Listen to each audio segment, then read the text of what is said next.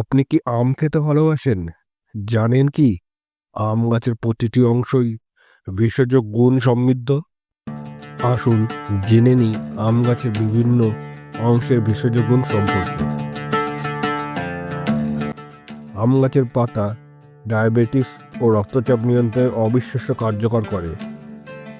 আম গাছের ফুল ডায়রিয়া, আমাশা ও প্রস্রাবের অসুবিধা দূর করে।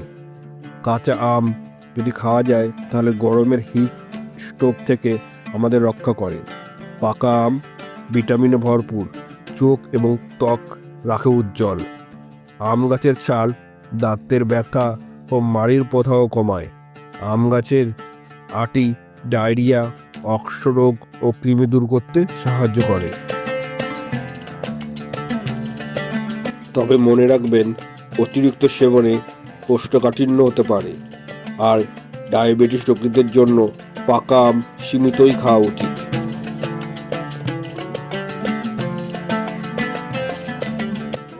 আম গাছ শুধু ফল নয়, এটা একটা সম্পূর্ণ ভেষজ ভাণ্ডার। প্রকৃতিকে জানুন, সুস্থ থাকুন। আরও স্বাস্থ্য টিপসের জন্য সাবস্ক্রাইব করুন লিভ অ্যান্ড হিল।